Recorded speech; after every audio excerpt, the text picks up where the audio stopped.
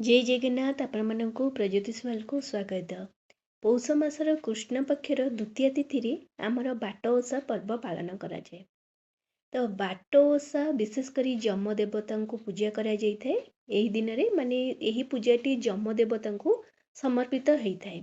तो बाट ओषा जो विशेषकर महिला माने निजर संतान मानक पई संतान मानकर दीर्घायु पई आ केते जण मध्य पुत्र संतान कामना करी एही बाट ओषा मध्य करिथांती।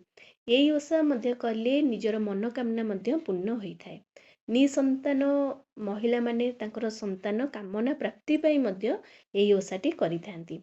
तो बाट ओषा आमर 6 डिसेम्बर शनिवार दिन पड़ुची, जो दिन द्वितीय तिथि आपणकर राति 9:41 पर्यंत रहुची। एही पूजाटी विशेषकर आमर तृतीया राति माने 3 घड़ी रे बाट ओषार काल थाए। माने रात्रि समय ही एही पूजाटी करा जाइते। रात्रि पहर रे यदि आपण करूचंती तो 9:41 माने भितरे आपण पूजा आरंभ करि दियंतु। मते लागुची सेतु समस्त पूजा आरंभ करि देइथिबे। जदि भी आपणकर लेट होची ताहाले भी 9:41 भितरे पूजा कर दियंतु, कारण द्वितीय तिथि आपणकर 9:41 पर्यंत रहूची। तापरे आपणकर द्वितीय तिथि शेष होई जिवो। तिथि रे आपण जदि पूजाटी करूचंती, तिथि समय थिबा अनुसार जदि आपण पूजाटी करूचंती, आपणकर पूजा सफल ही हेई थाए। तेणु आपण 9:41 भितर पूजा करि दियंतु। तापरे आपनको देखंतु म आपनको देखि दउची से दिन बोईतालु सहित पोटल खाइबा मना रहिची। तो विशेष करी एही पूजा रे आपण जदि शुभ बेला किछि देखिबे तो शुभ बेला सेमती रात्रि पहर रे किछि भी नाही, सूर्यास्त पर्यंत अछि। तेणु करी आपणकर समय देखि करी आपण पूजा करि परिबे। किंतु आपणकर एठी कालरात्रि गोटे अछि। कालरात्रि आपनको संध्या 5:03 रु 6:33 मध्ये अछि। तो एही समय आपण पूजा करंतु नै। तापरे आपण रात्रि पहर रे जेउ समय पूजा करिया कथा करि परिबे। तो एही माने विशेष करी जेतले जन्म आलु आसीथिबो पूरा रात्रि हेई साथिबो, माने विशेष करी राति 8 रु एई पूजाटी आरंभ समस्त करिथांती। तो यही पूजार विधि कौन रही देखु, ता सहित कठोर नियम मध्य कौन रही, कौन खाइबे कौन ना सबू आपड़ ये भिडियो जानवे। तो से दिन आपड़ सकाळु उठी मुंड धोई गाधेबे, देहरे टिके हलदी लगेबे, तापरे आपड़ धुआ शाढ़ी पिंधिबे। आ से दिन जेहेतु बाट ओषा अच्छी तो आपणकर निर्जला उपवास मध्य रही थाए। माने पूरा से समय कहीं किछि खाती नहीं, कारण बाट ओषार जेपर्यंत पूजा शेष न होइथिबो से पर्यंत कहीं किछि खाइबे नहीं। तेणु कि पानी मध्य पीबे नहीं। तो से दिन रात्रि हवा पर्यंत जेपर्यंत पूजा शेष न होइथिबो से पर्यंत निर्जला उपवास रे समस्त रही थांती। तो यही पूजार विशेष करी बड़ गोटे नियम रोचे जे आपण जमती जेकोसी पूजा पर्व जहाँ भी आपण करंतु ता पूर्व दिन रु आपण पूजा सामग्री आनी परिबे। किंतु बाट ओषा एमिति गोटे पूजा, तो से पूजा रे आपण पूर्व दिन रु किछि भी माने फूल ठारू आरंभ करी कौनसी जिनस पूजा सामग्री ता पूर्व दिन रु अणा जीव नहीं।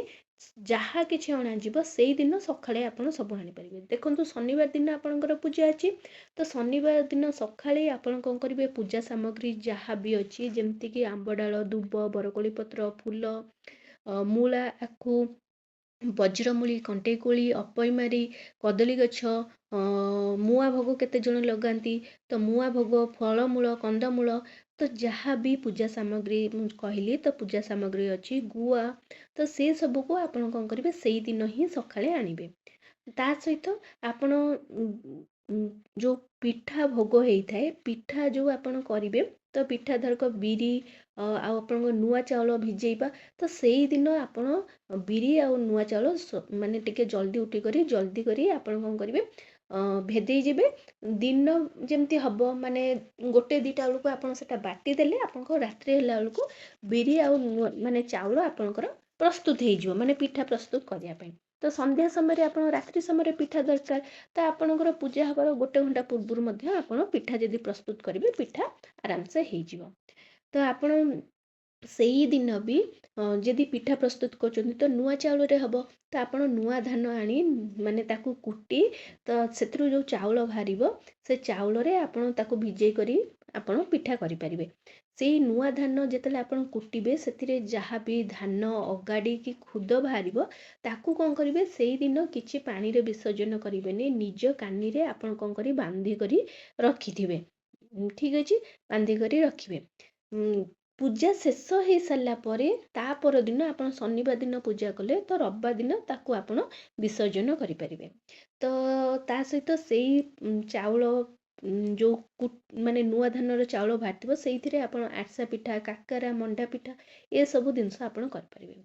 ଠିକ୍ ଅଛି, ତାପରେ ମୁଁ ଆପଣଙ୍କୁ କହିଦେଲି କ'ଣ ମାନେ ପୁରା କଠୋର ନିୟମ, ମାନେ ସେଦିନ ଆପଣ କୌଣସି ଜିନିଷ ସାମଗ୍ରୀ ପୂର୍ବ ଦିନରୁ କିଣିବେନି, ସେଇଦିନ କିଣିବେ। ତାପରେ ଆଉ ଗୋଟେ ରହୁଛି, ସେଇଦିନ ଆପଣ ଯାହା ବି ପୂଜା ସାମଗ୍ରୀ, ଆଉ ଗୋଟେ କଥା ମନେ ରଖିବେ, ଯେକୌଣସି ଆପଣ ପୂଜା ସାମଗ୍ରୀ ଆଣୁଛନ୍ତି ସବୁ ପୂଜା ସାମଗ୍ରୀ ପୂଜାରେ ହିଁ ଲାଗିବ।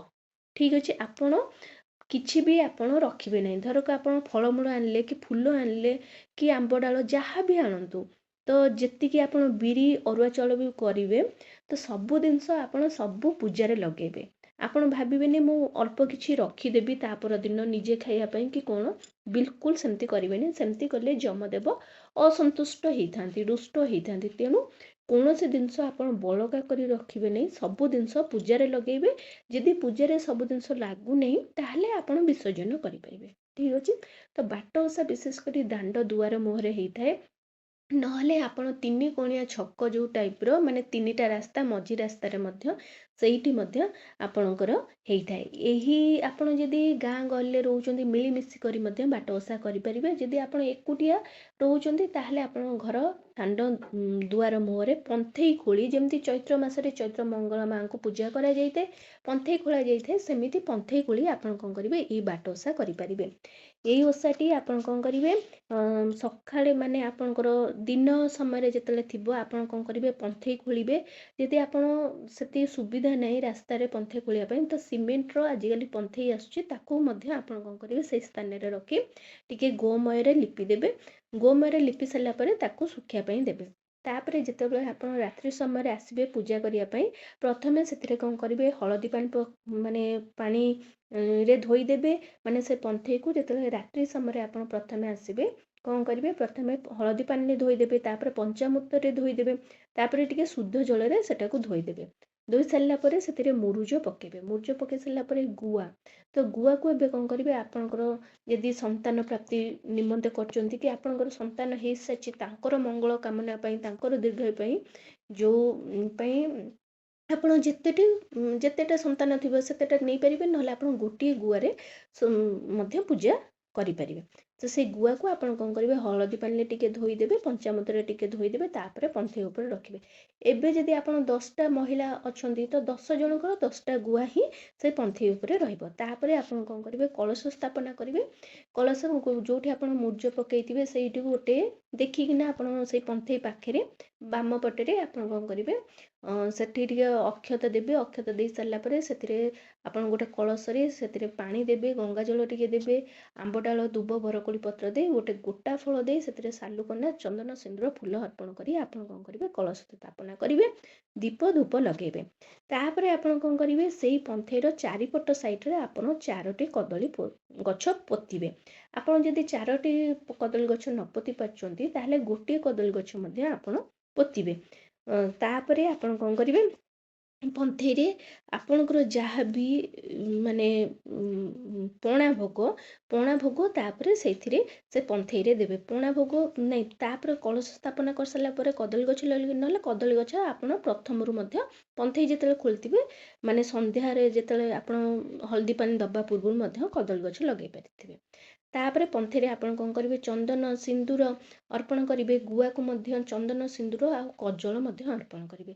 ପନ୍ଥେଇକୁ ମଧ୍ୟ କଜଳ ଅର୍ପଣ କରିବେ, ଫୁଲ ମଧ୍ୟ ଅର୍ପଣ କରିବେ। ଫୁଲରେ ଆପଣ ଯେକୌଣସି ଫୁଲ ଦେଇପାରିବେ, ଯେମିତିକି ଗେଣ୍ଡୁ, ମନ୍ଦାର, କନିଅର, ଟଗର, ତରାଟ ଏସବୁ ଫୁଲ ମଧ୍ୟ ଆପଣ ଅର୍ପଣ କରିପାରିବେ। ଅର୍ପଣ କରିସାରିଲା ପରେ ଫୁଲ, ଚନ୍ଦନ, ସିନ୍ଦୁର, ଦୀପ ଧୂପ ଅର୍ପଣ କରିବେ। ଆପଣ ଯେତିକିଟା ମହିଳା ଥିବେ ସମସ୍ତଙ୍କର ଗୋଟେ ଗୋଟେ ଦୀପ ଆପଣ ସେଠି ଲଗେଇବେ। ସେଇ ଅନୁସାରେ ଧୂପ ମଧ୍ୟ ଲଗେଇଲେ। ତାପରେ ଆପଣ ପଣା ଭୋଗ ସମସ୍ତଙ୍କ ଭୋଗ ଯିଏ ଯାହା ଆଣିଥିବେ ସବୁ ମିଶାଇ ଦେବେ। ତାପରେ ଗୋଟେ ଜାଗା କରିଦେବେ, ସେଥିରେ ଆପଣ କ୍ଷୀର, ଦହି, ଛେନା, ଗୁଡ଼, କଦଳୀ, ଫଳମୂଳ ତା ସହିତ ଆପଣ ଅଦା ଛେଚା ଗୋଲମରିଚ ଗୁଣ୍ଡ ଏସବୁ ମିଶାଇ ପଣା ଭୋଗ ପ୍ରସ୍ତୁତ କରିବେ। ପଣା ଭୋଗକୁ ତାପରେ ରଖିବେ। ତାପରେ ଏବେ କ'ଣ କରିବେ, ସେଇ ପନ୍ଥେଇ ପାଖରେ ମୂଳା, ଆପଣ ଗୋଟା ମୂଳା ମାନେ ଚୂଳ ଲଗାଥିବା ମୂଳା, ଆଖୁ, କଦଳୀ ସବୁ ସେଇ ପନ୍ଥେଇ ପାଖରେ ରଖିବେ। ତାପରେ ଆପଣ କ'ଣ କରିବେ, ପଣା ଭୋଗ ସେଥିରେ ଦେବେ। ତାପରେ ବଜ୍ରମୂଳି ଡାଳରେ ଆପଣ କ'ଣ କରିବେ, ସେ ପନ୍ଥେଇକୁ ଘୋଡ଼େଇ ଦେବେ। ଘୋଡ଼େଇ ସାରିଲା ପରେ ଆପଣ କ'ଣ କରିବେ, ଏବେ ବହି ପାଠ କରିବେ। ବହି ପାଠ କରିବେ, ବାଟ ଓଷାର ବହି କଥା ଆସିଛି, ସେଇ ବାଟ ଓଷାର ବହି ପାଠ କରିବେ। ତାପରେ ଆପଣ ନୈବେଦ୍ୟ ଭୋଗ ଲଗାଇବେ। ନୈବେଦ୍ୟ ଭୋଗ କ'ଣ ଲଗାଇବେ, ନୈବେଦ୍ୟରେ ଆପଣ ପଣା ଭୋଗ ତ ଲଗାଇଛନ୍ତି, ତା ବ୍ୟତୀତ ଆପଣ ଫଳମୂଳ ଭୋଗ ଲଗାଇ ପାରିବେ। ତା ସହିତ ଆପଣ କ'ଣ କରିବେ, ଚାଉଳ ଯେଉଁ ମଣ୍ଡା ପିଠା କରିଥିବେ, ମଣ୍ଡା ପିଠା, ଆରିସା ପିଠା, କାକରା ପିଠା, ଏ ପିଠା ଆପଣ ସବୁ ଭୋଗ ଲଗାଇବେ। ଆପଣ ଏତିକି ମନେ ରଖିବେ ଯେ ଏଠି ବାଟ ଓଷାରେ ଯାହା ବି ଆପଣ ଭୋଗ ଲଗାଇବେ ସବୁବେଳେ ଗୋଟା ଜିନିଷ ହିଁ ଦେବେ। ଖଣ୍ଡିଆ କରି କେବେ ଦେବେନି। ଆପଣ ଫଳଟେ ଭୋଗ ଲଗାଉଛନ୍ତି, ଫଳକୁ କାଟିବେନି, ଫଳକୁ ଗୋଟା ଦେବେ। ମଣ୍ଡା ପିଠାଟେ କେବେ ଭାଙ୍ଗିବେ ନାହିଁ। ମଣ୍ଡା ପିଠା କି ଆରିସା ପିଠା କି କାକରା ପିଠା ଗୋଟା ସବୁ ଆପଣ ମାନେ ସେଇ ପନ୍ଥେଇ ପାଖରେ ହିଁ ଦେବେ। ପ୍ରଥମେ କଳସ ପାଖରେ ଭୋଗ କରିବେ, ତାପରେ ପନ୍ଥେଇ ପାଖରେ ଚଳୁ ଟିକେ ବୁଲେଇ ସାରିଲା ପରେ ଆପଣ ଗୋଟା ସମସ୍ତଙ୍କ ଏଥିରୁ ବାହାର କରି ଆରିସା ପିଠା, କାକରା ପିଠା, ମଣ୍ଡା ପିଠା, ତା ସହିତ ଆପଣଙ୍କର ଯାହା ବି ଫଳମୂଳ ଆପଣ ଦେବା କଥା ସେ ସବୁ ଦେବେ। କେବେ ଭୁଲସେ ଖଣ୍ଡିଆ କରିବେ ନାହିଁ। ଯାହା ବି ମୁଁ କହିଲି ବାରମ୍ବାର, ଯାହା ବି ଆପଣ ଭୋଗ ଦେବେ ସବୁ ଗୋଟା ଦେବେ, କେବେ ବି ଖଣ୍ଡିଆ କରିବେ ନାହିଁ। ତାପରେ କ'ଣ କରିବେ, ସେଇ ଭଗବାନଙ୍କୁ ଆପଣଙ୍କ ଯଦି ଭୁଲ କିଛି ହେଇଯାଇଛି ତ ଆପଣ କ୍ଷମା ପ୍ରାର୍ଥନା କରିବେ। ପ୍ରାର୍ଥନା କରିସାରିଲା ପରେ ଆପଣ କ'ଣ କରିବେ, ସେ ବଜ୍ରମୂଳିକୁ ଏବେ ବାହାର କରିବେ। ତାକୁ କ'ଣ କରିବେ, ସେଇ ସ୍ଥାନକୁ ଟିକେ ପହଁରା କରିଦେବେ, ସେଇ ସ୍ଥାନକୁ ଟିକେ ପହଁରି ଦେବେ। ତାପରେ ସେଇଟାକୁ ବଜ୍ରମୂଳିକି ଆଣିକିରି ଆପଣଙ୍କର ଛୁଆ ଉପରେ ଟିକେ ତାକୁ ଟିକେ ମାନେ ମାରିଦେବେ, ମାନେ ଟିକେ ଛୁଇଁଦେବେ। ତାଙ୍କୁ ଛୁଇଁଦେଲେ ମାନେ ଯମଦେବତାଙ୍କର ଆଶୀର୍ବାଦ ଆପଣଙ୍କ ଛୁଆ ଉପରେ ସବୁବେଳେ ରହିଲା। ତାପରେ ଆପଣ କ'ଣ କରିପାରିବେ, ସେଇ ଯେଉଁ ପିଠା ଭୋଗ ହେଲା କି ଆପଣଙ୍କ ଫଳମୂଳ ଭୋଗ ହେଲା, ଯାହା ବି ଆପଣ ଭୋଗ କରିଥିବେ, ଏବେ ଆପଣ ପାଣି ପିଇ କରି ଆପଣ ସେସବୁ ଭୋଗ ଖାଇପାରିବେ। ଯଦି ଆପଣଙ୍କ ଯାହା ବି ମାନେ ବିସର୍ଜନ ସବୁ କରିବାର ଥିବ ତ ଆପଣ ତା ପରଦିନ ସବୁ ସକାଳୁ ଗାଧୋଇ ସାରିଲା ପରେ ସେ ସବୁ ଜିନିଷ ବିସର୍ଜନ କରିପାରିବେ। ଠିକ୍ ଅଛି। ଯଦି କିଛି ବଞ୍ଚିଗଲା ଆପଣଙ୍କର, ତା ପରଦିନ ସବୁ କିଛି ବିସର୍ଜନ କରିଦେବେ, କିନ୍ତୁ ଆପଣ ଆଉ କିଛି ରଖିବେ ନାହିଁ। ଠିକ୍ ଅଛି, ରଖିବେ ନାହିଁ କି ଖାଇବେ ନାହିଁ। ଯଦି ଆପଣ ପ୍ରେଗନେଣ୍ଟ ଲେଡି ଅଛନ୍ତି ତାହେଲେ ଆପଣ କେମିତି, ଏଇଟା ତ ଓଷା, ଦେଖନ୍ତୁ ଯେଉଁମାନେ ଗର୍ଭବତୀ ମହିଳା ଅଛନ୍ତି ସେମାନଙ୍କୁ ତ ନ ଖାଇଲେ ସେମାନେ ରହିପାରିବେନି, ତ ସେମାନେ ଖାଇବେ ହେଲା, କିନ୍ତୁ ଆପଣ ଚେଷ୍ଟା କରିବେ ଯେ ବାରମ୍ବାର ଖାଇବା ପାଇଁ। ଆପଣ ପଣା, ଫଳମୂଳ, ଭାତ ନ ଖାଇ ମଧ୍ୟ ଆପଣ ରୁଟି ଟିକେ ଚେଷ୍ଟା କରିବେ ଖାଇବା ପାଇଁ, ରୁଟି, ପରଟା ଏସବୁ ଜିନିଷ ଖାଇବା ପାଇଁ। କାରଣ ଆପଣ ଯଦି ନ ଖାଇବେ ଆପଣଙ୍କ ଶିଶୁ ଉପରେ ପ୍ରଭାବ ପଡ଼ିବ, ତାଙ୍କ ଦେହ ଖରାପ ହେବ।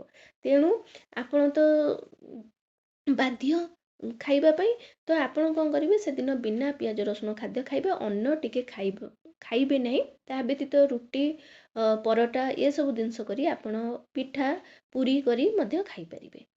ଏଇସବୁ ନିୟମ ରହିଛି ବାଟ ଓଷାର। ଆଶା କରୁଛି ଭିଡ଼ିଓଟି ଆପଣମାନଙ୍କୁ ବହୁତ ପସନ୍ଦ ଆସିଥିବ। ଯଦି ଆସିଛି ତାହେଲେ ଏଇ ଚ୍ୟାନେଲକୁ ଜଲ୍ଦି କରି ଲାଇକ୍, ସେୟାର, ସବସ୍କ୍ରାଇବ୍ କରିଦିଅନ୍ତୁ। ନମସ୍କାର।